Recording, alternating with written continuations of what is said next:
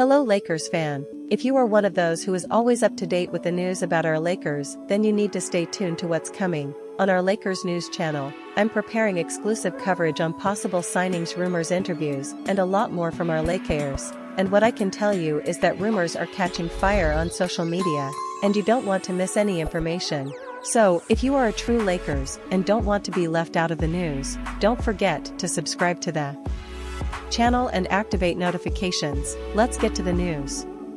Jarred Vanderbilt, the missing piece for Lakers to contend in the NBA.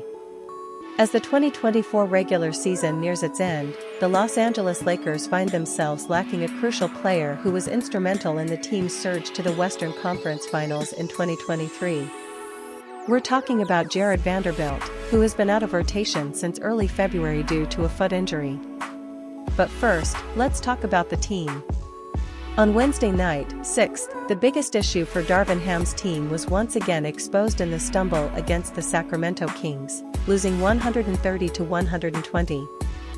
For the third time in the last 4 games, the Lakers allowed their opponent to surpass the 120-point mark. This had also occurred against the Denver Nuggets, a 124-114 loss, and the Washington Wizards, a 134-131 overtime win. In a game that initially seemed like another festive night at the Crypto.com arena, things drastically changed throughout the second quarter. Not only did Los Angeles concede 44 points in that period, but they also struggled to find solutions against Mike Brown's offense.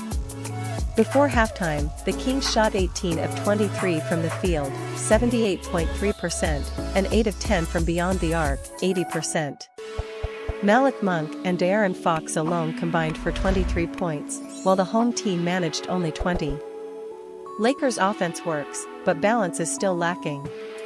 Since Ham settled on the starting lineup, the offensive surge has been as clear as the team's improved performance. The Lakers have secured 10 victories in their last 15 games, with all starters averaging over 15 points per game. LeBron James, Anthony Davis, and D'Angelo Russell account for 70.5 points during this period. When we look at the bigger picture, the team remains elite in putting the ball in the basket. Among the 30 NBA teams, the Lakers have the 4th highest defensive rating, averaging around 118.9 points per 100 possessions. Offensively, everything seems to be going as expected. However, things start to look alarming when we examine the other end of the court. In the 14 games since Vanderbilt's injury, LA ranks among the worst in almost all defensive metrics. The defensive rating, for example, is the 7th worst in the league, with 117.5 points conceded per 100 possessions. And this isn't the most concerning statistic when analyzing the Lakers' defense. The number of steals without Vanderbilt is the 3rd lowest in the NBA, averaging 6.3. His absence also exposes 2 other difficulties: transitioning to defense and protecting the paint. Without him, the Lakers allow 16.5 fast break points, the 6th worst in the league. Even with Anthony Davis as one of the top rim protectors globally, they concede 56.9 points in the paint, with 15.1 coming from second-chance points when the opponent secures an offensive rebound. The Jarred Vanderbilt effect. The Lakers' campaign was problematic even before Vanderbilt's injury, it's true. But it's also true that many of the team's problems between December and January were on the offensive end, which started to improve with the newly defined starters. With number 2 on the court, the team has a defensive rating of 112.9 points this year, which would currently rank as the 12th best in the NBA. While not at the top, it's still in the upper half of the table. It's also worth considering that injuries sidelined him for the first month of the season. Just when he seemed to be regaining full form, he had to be sidelined again. In his last 10 appearances, Vanderbilt led the Lakers in steals with 2.2 per game, even starting among the reserves in 9 of these matches. His number was better than that of Shai Gilgeous-Alexander, the league's top thief, with 2.1 steals. In the game against the Celtics, his last one so far, he got injured just as he stole the ball. Previously criticized for his offensive game, he was also contributing with 9.6 points and shooting 65% from the field. Perhaps the best way to analyze Vanderbilt's impact on the Lakers' defense is by looking at last season. As it reached its climax, he was one of the pillars of the transformation that took the team from the lower positions in the table to the Western Conference Finals.